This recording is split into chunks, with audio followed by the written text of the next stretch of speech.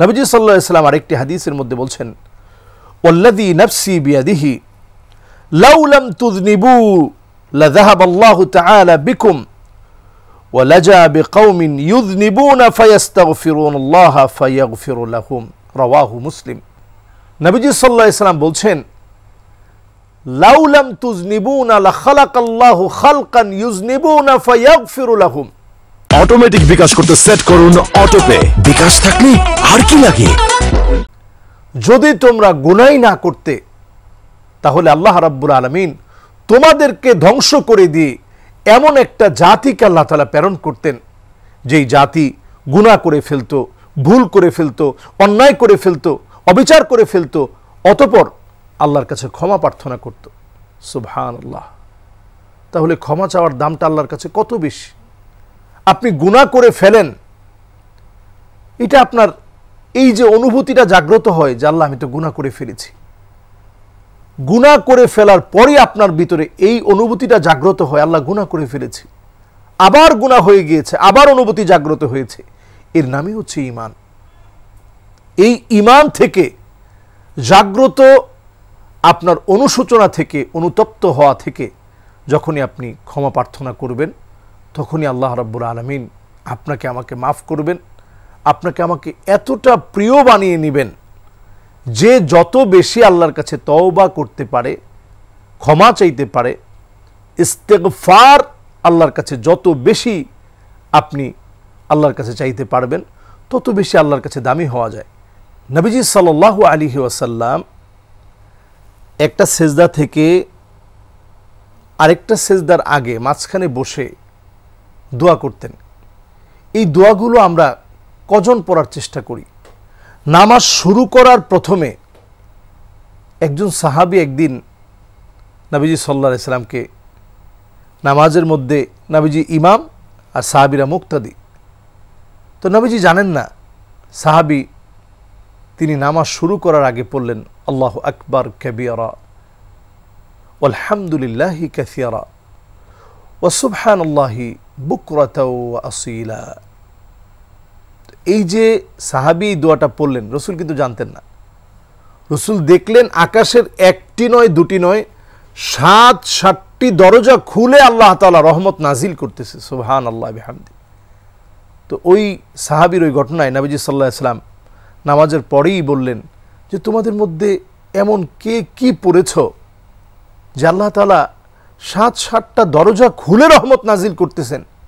একজন সাহাবী হাত তুলেন, ইয়া রাসূলুল্লাহ আমি পড়েছি। কি পড়ছো?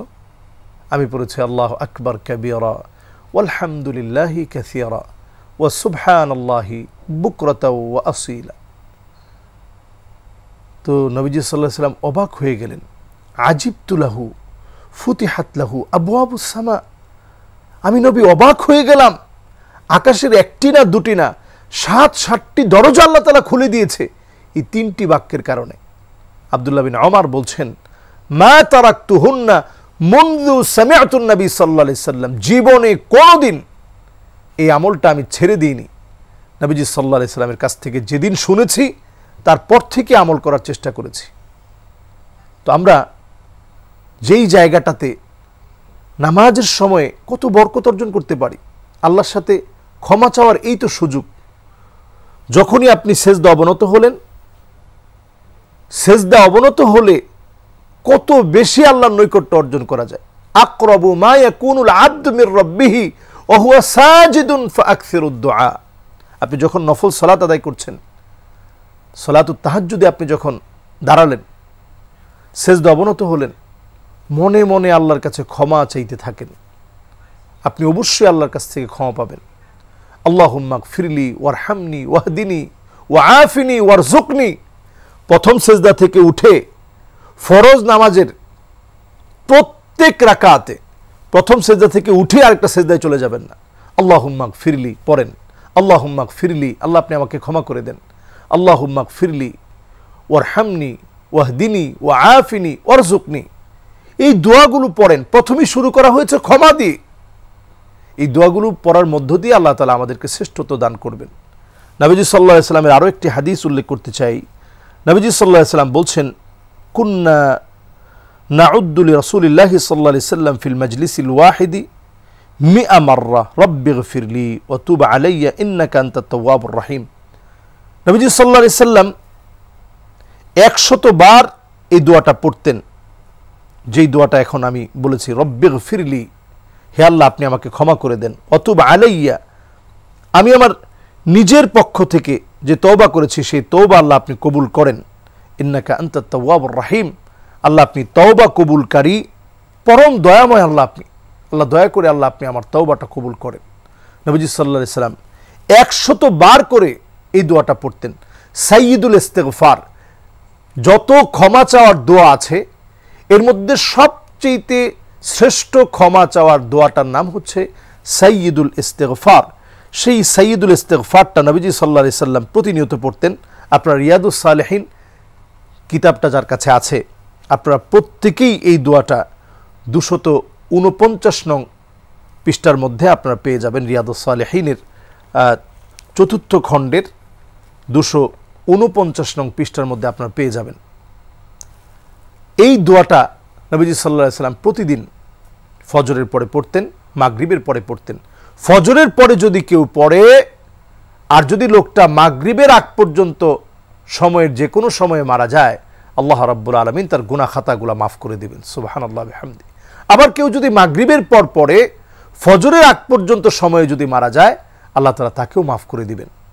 দোয়াটা আরবিতে খুব কঠিন না, আমরা প্রতিনিয়ত যদি পড়ার চেষ্টা করি অথবা যদি এই অনুষ্ঠান থেকে দেখে এই এপিসোড থেকে যদি আমরা শেখার চেষ্টা করি, ইনশাআল্লাহ শেখাটা আমাদের জন্য সহজ হয়ে যাবে। আর যাদের ঘরে কিতাব রয়েছে আমরা ইনশাআল্লাহ শিখে নিতে পারবো, খুব সহজ। আল্লাহুম্মা আনতা রাব্বি লা ইলাহা ইল্লা আনতা খলাকতানি ওয়া আনা আবদুক ওয়া আনা আলা আহদিকা ওয়া ওয়া'দিকা মাসতাতা'তু আউযু বিকা মিন শাররি মা সানা'তু আবুউ লাকা বিনি'মাতিকা আলাইয়া ওয়া আবুউ বিযামবি ফাগফিরলি ফাইন্নাহু লা ইয়াগফিরুয যুনুবা ইল্লা আনত। এই দোয়াটা, এটার নাম সাইয়্যিদুল ইস্তিগফার। ক্ষমা প্রার্থনা করার যতগুলো দোয়া আছে এই দোয়াগুলোর সর্দার হচ্ছে এই দোয়াটি। এই দোয়াটি পড়ার মধ্য দিয়ে আমরা এত বেশি দামি হতে পারি, যদি ওই দিন আমার জীবনের শেষ হয় তাহলে আল্লাহ তাআলা আমাকে মাফ করে দিবেন, আমার গুনাহ খাতাগুলো আল্লাহ তাআলা মুছে দিবেন। এই জন্য সাইয়্যিদুল ইস্তিগফার ফজরের পরে 3 বার, মাগরিবের পরে 3 বার, যদি 3 বার না পারেন একবার পড়ার চেষ্টা করেন। এই আমলটা ইনশাআল্লাহ আমরা করার চেষ্টা করব।